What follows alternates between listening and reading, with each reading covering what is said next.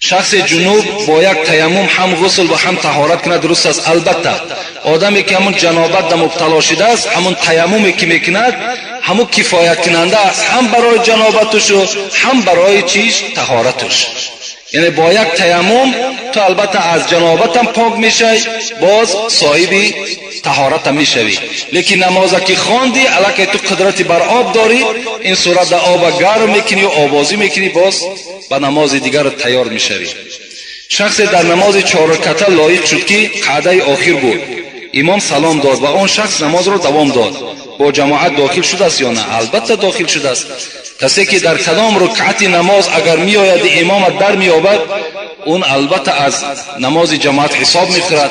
حتی شما از امان خانه قدم میزنین به سوی مسجد، آمدین که نماز جماعت دایراب هم که نکنین، شما ثواب نماز جماعت گرفتین.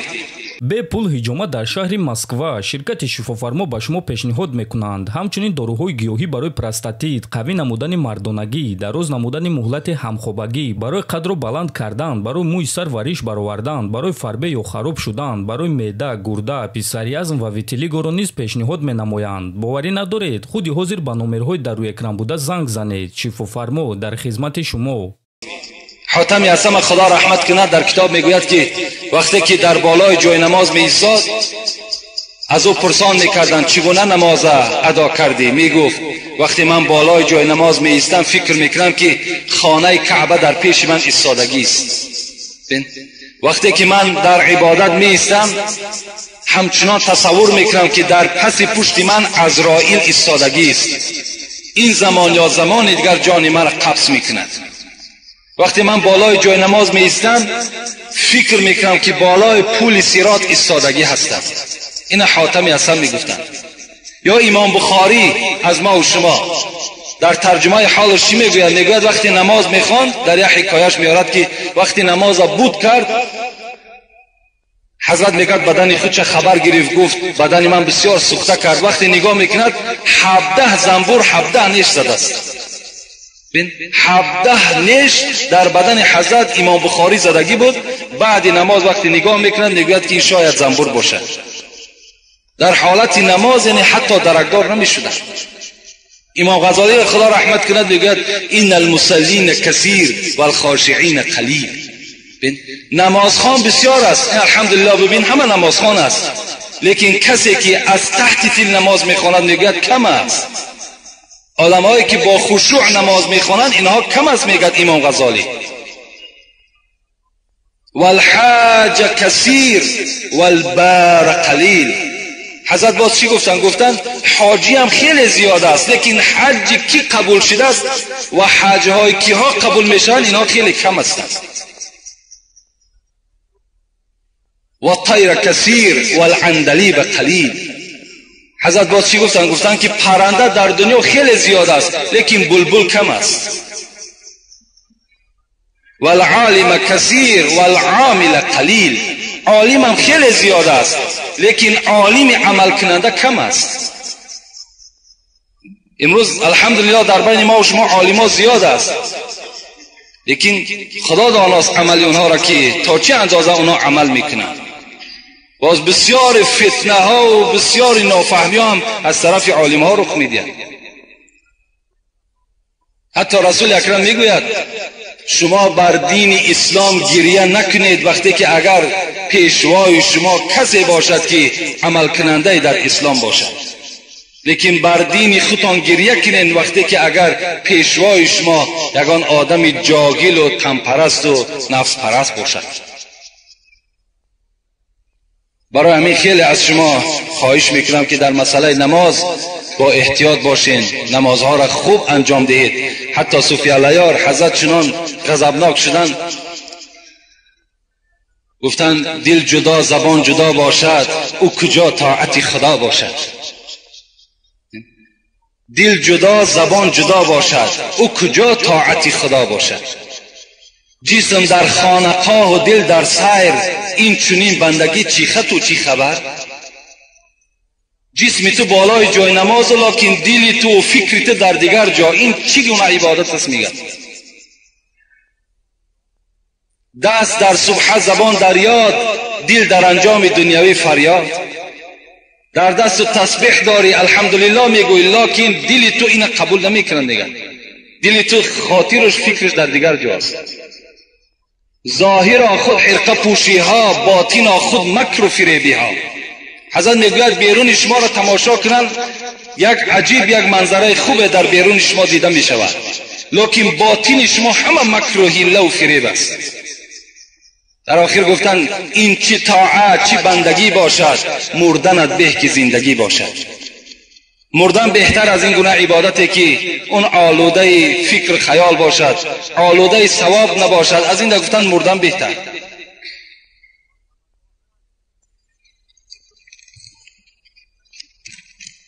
السلام علیکم داملای محترم. ما یک گروه قوم مسجد از قفای ملای خود نماز میخوانیم، لیکن داملای ما نماز شام را میخواند و سله‌اش را مانده از مسجد برآمده میرود. این کار قریب هر بیگاه تکرار میشود. ما با او گفتیم که این کار را نکن، میگوید که میگیم که ترک فرض است، لیکن به ما اهمیت نمیدهد و معاونش را میگوید که نماز را خوانید. التماس داملای محترم، آیا ملای ما گناهگار میشود؟ با آیت قرآن گویید. اگر دیده و دانسته نماز جماعت ترک کند، البته به البته گناهگار بشود، چی ملا امام باشد چی آدم عادی باشد.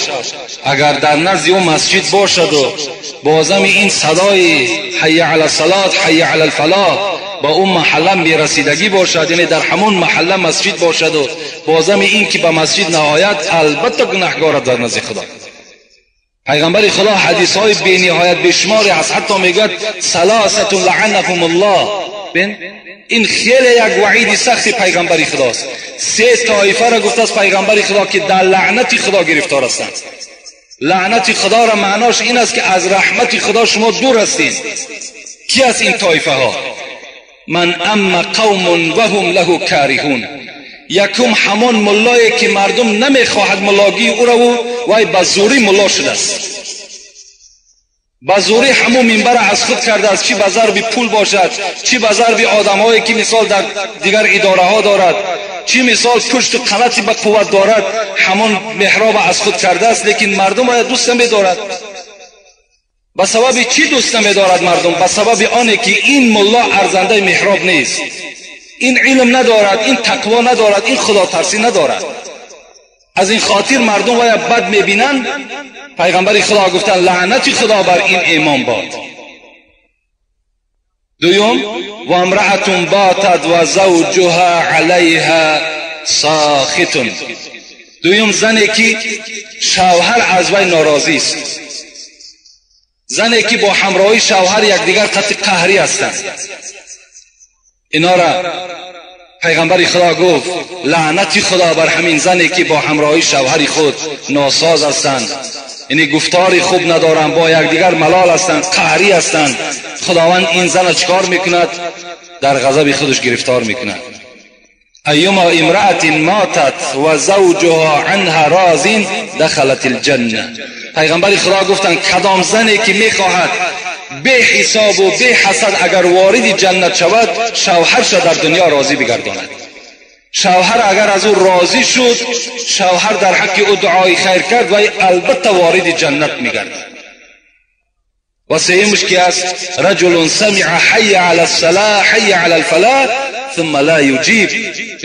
پیغمبر خدا گفت سومش نفری که در همون محله شان یا ملایی که در همون محله ملا امام است لیکن در نماز جماعت اشتراک نمی کند، حی علی الصلاة حی علی الفلاح را میشنود، بازم این قبول نمی کند و در لعنت خدا گرفتار است. حضرت ابو هریره میگوید که لئن تملأ اذن ابن آدم رصاصا مزاد. اگر در گوش فرزند آدم سرب آب کرده بریزند، خیر له من ان یسمع النداء ثم لم یجیب. این برای او بهتر است از اونه که در محله مسجد هست در نماز جماعت اشتراک نمیکند. اینا خیلی یک وعیدهای سختی است از جانب پیغمبر ما و شما در حق کسانی که نماز جماعت ترک میکنند. امروزا اکثر جوانها نمازهای جماعت ترک میکنند. در بسیاری از مسجدها شاید سببش همان پیشواشون باشد که در مسجدها، در بعضی از مسجدها جوانها کم دیده می شوند. حالا که خدا را شکر اون قدرت و توانایی و سلامتی که در جوانهاست در پیرانسالها نیست. برای همین البته از همه شما خواهش دارم که در نمازهای با جماعت اشتراک کنین، انشاءالله ثواب خیلی زیاد میگیرین. اگر شما دیده و دانسته نماز جماعت ترک کنین، در نزد خدا مسئول هستین، گناهگار میشوین. حتی خدا رحمت کند همین صاحب مسلک میگوید به خصوص آن گزیده دو صحرا، خاتم انبیا حبیب خدا، وقتی آخر که ماند از پا باز، گوش او را رسید بانگ نماز.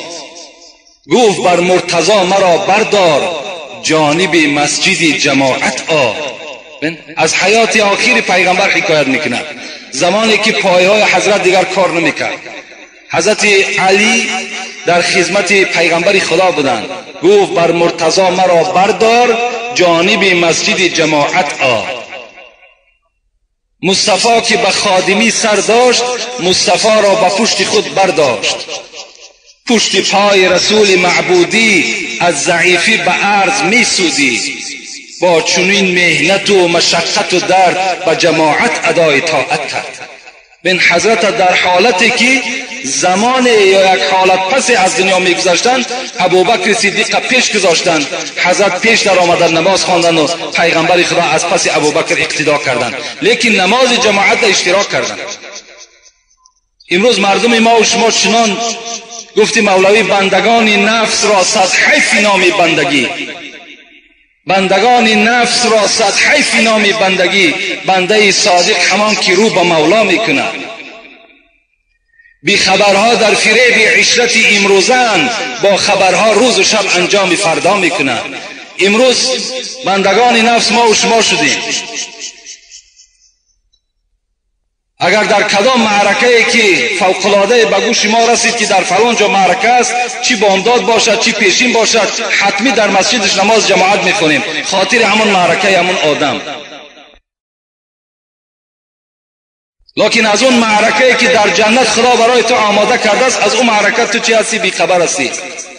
با یک شوربای پخته است ناپخته این مرد چند کیلومتر طی کردی آمدی، لیکن برای اون طعامهای بهترین جنت هیچ اهمیت هم ندادی. السلام علیکم دامنای شیرین سخن. میخواهم به سوالهای من روشنی اندازی.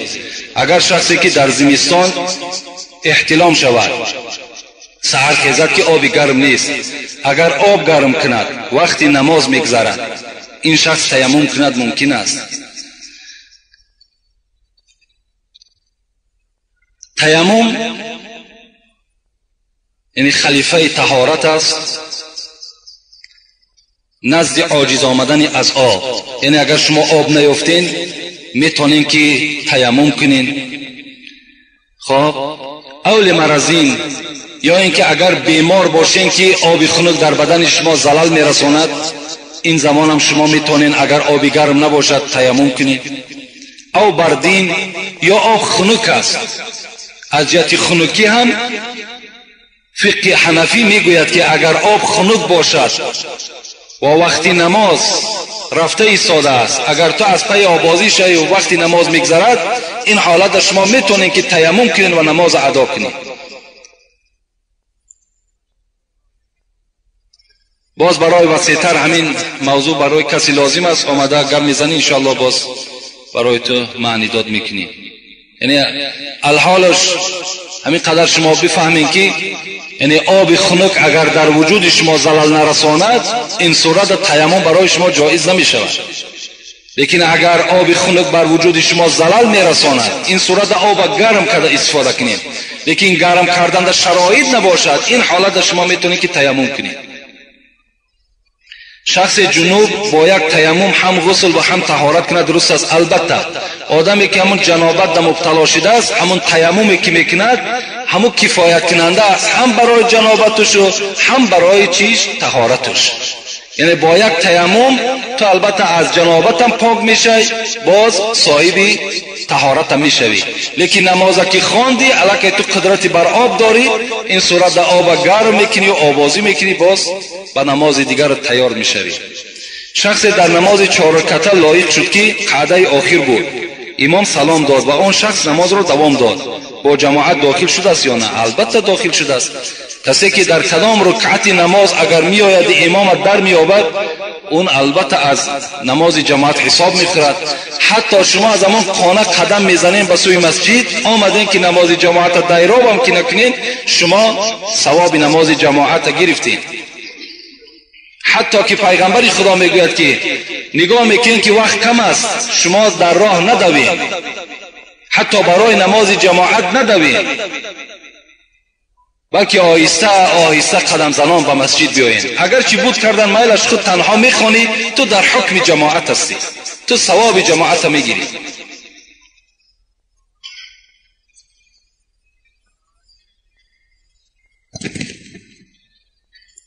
السلام علیکم داملای عزیز، التماس درباره عاقبت و آخرت شخص حرف زنید که دیده و دانسته مال شخص دیگر را بسم الله گفته از آن خود میکند. چند سال باز مال خودم را از دست همین گونه مسلمان ها گرفتن نمیتوانم. با احترام یکی از اخلاصمندانتان. این الرجالا یتخوضون یتصرفون فی مال الله بغیر حق فلهم النار یوم القیامت. بخاری. امام بخاری در حدیثهای خود بیان میکند که کدام مردی که مال یک برادرش تصرف میکند بغیر حق میگیرد، یقینا انتظار باشد که آتش دوزخ منتظر وی است.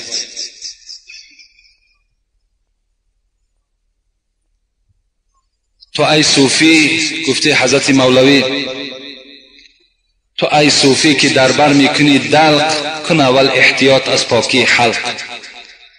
اگر حلقی کسی آلوده باشد، کجا در معرفت پالوده باشد.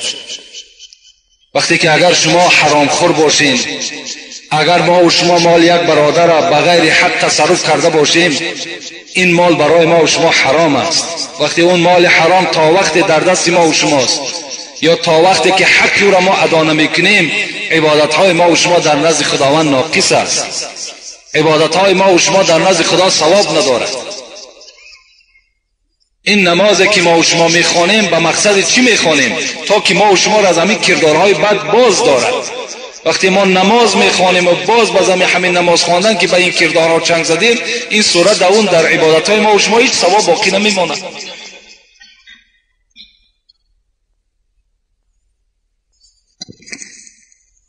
السلام علیکم داملای شیرین سخن، من از شما خواهش دارم با همین سوال من جواب دهید. بعضی آدمان میگویند که آدمی بیوه صدقه و معرکه کند قبول نیست. خواهش میکنم با همین سوال من جواب بدهید. سوال را دادم، جوابش را منتظرم. یعنی آدمی که بیوه گفتگی، یعنی یک آدمی بی سرپرست، آدمی بیچاره کمبغل، وقتی خیر احسان میکند، در اصل خیر احسان او در نزد خدا ثواب ندارد. اسلام ما و شما با ما و شما بسیار یک کمک های زیاد دادگی هست. حتی خدا در قرآن میگوید لا یکلف الله نفسا الا وسعها. هیچ بنده را تکلیف نمیده مگر قدر قوتش. پیغمبر خدا میگه لا اشتری شیئا لیس عندي ثمنه. هیچ چیز نمیخرم تا وقتی که اگر در کیسه من، در جیب من اگر پول نباشد. امروز ما و شما چنان معرکه های کردیم، با چنان معرکه های کرده ایستاده ایم که هیچگاه ما و شما از قرض خلاص نمیشویم. هیچگاه. اگر همین عمل های ما و شما باشد، همین اسراف های ما و شما باشد، من به همه شما پیشکی خبر میدهم که هیچگاه شما بای نمیشوید و هیچگاه پای شما در یگان ماشین سبکرو نمیدراید. یعنی همه وقت شما خار و ذلیل میشین در صورتی که اگر بر اسراف شما راه دید. بین باور کنین یک معرکه های داریم که هیچ اوکی اونا را دیگر من بیان کردن نمیتوانم. آمده همه اینها بعد چی میشود؟ اسلام گناهگار است. امروز فرزندای ما و شما از حساب همین خراجات های بی معنی و از همین خراجات های بی فایده و اسراف ما و شما در بدر شدند. فکر میکنیم همین $1000 و $2000 که از ملک‌های روسیه میارن همین را به یک آسانی به دست میارن. همون کارگرها را پرسان کنید که در کدام حالات بیچاره روز گذرانیدن، آمدن رسیدن که باز در همینجا خیر خدایی سر میشود. از همان سومی که به زحمت و به مهنت آورده استش باز $100 و $200 باز خیر میکند. این چی معنی دارد آخه؟ اسلام هیچ وقت ما و شما را تکلیف نمیدهد. اگر ما و شما اراده ثواب داشته باشیم، اگر شرایط نداریم، خیر احسان را دست نزنیم. برای ما و شما خیر احسان مرحمت، نماز جمعه، صحبت خوب، چهره خندان، همه این در نزد خدا ثواب دارد. باید همین یک عمر همین مردم ما و شما قرضدار باشد. ما و شما از حساب همین ناداریمان هیچ جا سیاحت برآمده نمیتونیم. تمام استراحت جاها در کیا استراحت میکنند؟ همون کسانی که هیچ نه بوی اسلام به مشامشان رسیدگی است. همه راحت اونا از خود کردگی هم. برای ما و شما را چنان پروگرام های جور کردگی هستند که دیگر اصلا میگن که از قرض نمیبراییم. یک مرده 3 بگینه میتیم، 7 بگینه میتیم، 40 میتیم، 20 میتیم، سال میتیم، 1 سال دیگر پنجشنبگی میتیم. در کدام کتاب است همین؟ کنی که در کلام کتاب است که همین بین شما در اگر داملای باشد خیزت گوید 100 جان ما هم قبول داریم. همین بارهای وزبین در گردن مردم بار کردیم. از این خاطر کدام انسانی که دست نارسا دارد از همه شما خواهش میکنم از همسایه نترس، از همسایه شرم نکن، از خدا شرم بکن. قد همون قوتت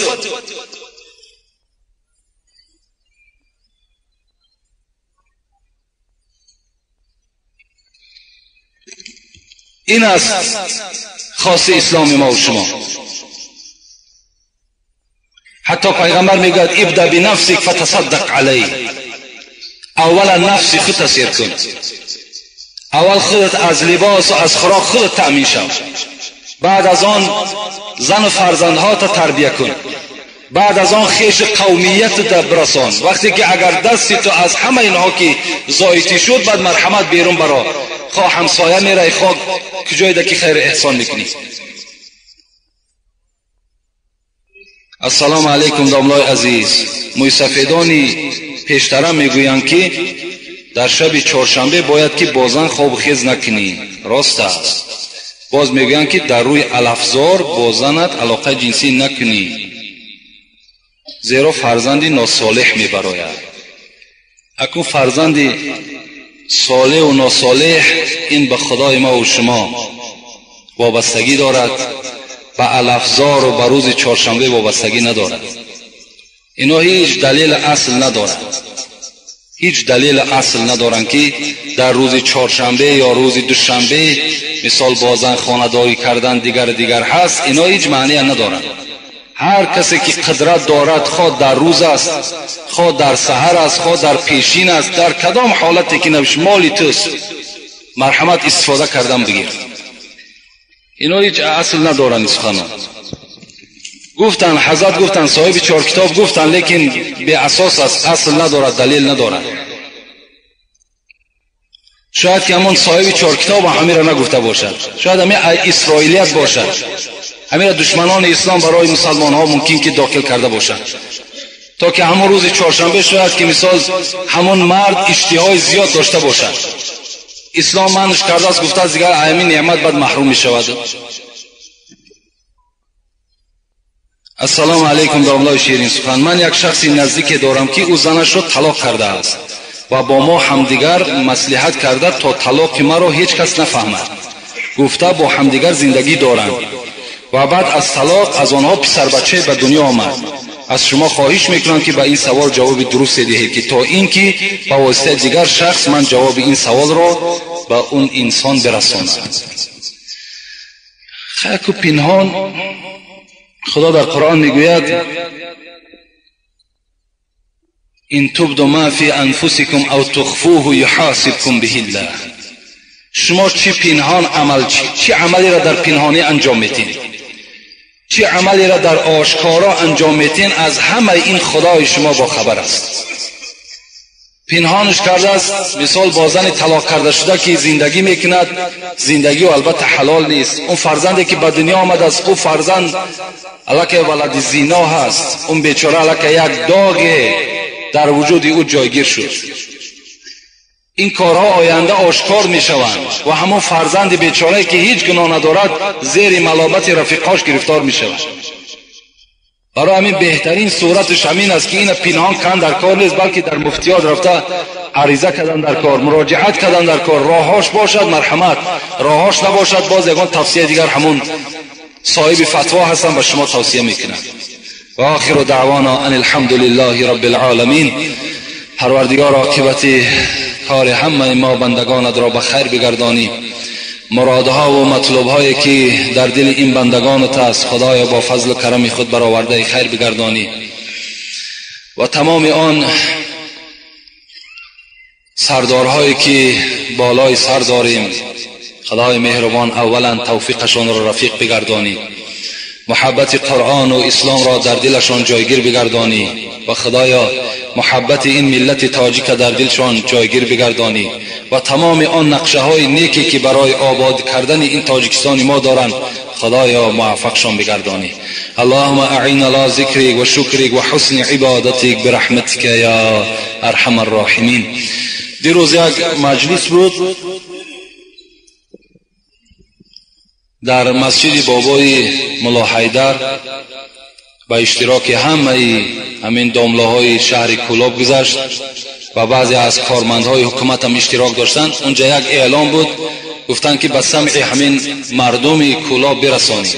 امروز هم شما با فکرم که آگاه هستین از برنامه‌های تلویزیون هم که کار مسجد بابای ملا حیدر شروع می شود با دستگیری حکومت. یعنی شاید که فرمان آمده باشد که همین مسجد آباد کنند و 2 روز پیش علاکه $1000 خود رئیس حکومت گذراندگی است در همون صورت حسابی که علاکه در بانک ملی ہوئی کردگی هست و دیگر نماینده های حکومت هم صد سامان و هر کسی که مقدار قوتش گذرانیده ایستاده است و از ما خواهش کردن که به سمع همون مردمی که در اطراف شما هستن برسانید که هر کسی که برای آبادانی همون مسجد بنای همون مسجد میخواهد همون بانک ملی میرود، همون یعنی حسابچی و همون کسی رو همش هست، اعلان میکنیم که چند سومی که داشته باشید برای خاطر ثواب همونجا چک کرده در دست تو همون کاغذ میتن که مثال چند سوم شما در همون مسجد گذراندید و گفتن که اعلان کنین که ملا حیدر در کار سومی کار نداره. ملا حیدر از کارهای سومی دور کردگیان که تا که مثال باز و بعضی همون آوازه و مثال ناباوری هایی که بود همونها در دل مردم جان نگیرن و رفته همین کار انجام بدن. لیکن من فکر میکنم خیلی کاری خوب است. باور کن اگر همون آباد شود او برای ملا حیدر نیست یا او برای یگان داملای دیگر نیست، او برای مردم کولاب ما و شماست. آینده او میدان و او شرایطی که در اون مسجد است، در اون مسجد مهمانخانه هم می شود، در اون مسجد جای تعلیم همین مدرسه بچه ها هم می شود. انشاءالله فکر میکنم که آیندهش خیلی نیک است و تمام داملا در همونجا جمع می شوند، مثال با تعلیم همین فرزندای مردم کولاب آماده می شوند. برای همین کدامید که اگر قوت دارین، قدرت دارین، شرایط دارین، مرحمت اینا درهای بانک ملی کشادگی است، در همونجا صورت حساب مخصوص دارد. لیکن باز کدامید که اگر میخواهین مسجد ما هم ولی تعمیرش رفته است، اگر یکی خواهشمنده هم که باشد اکن مسجد ما با او اندازه نیست لیکن میشود آخه طهارت خانهش رفته است. انشاءالله نه پهلوش هم آبادی ها در نظر داشتگیم. اگر باشد مرحمت کسی که در اون طرف و این طرف قویه که مثال در همون راه های اسراف سر می شود، ما شما مثال پول کلان طلب نداریم، هر کسی که مقدار قوتش برای ثواب خلاص. خداوند عاقبت همه ما و شما را بخیر کند.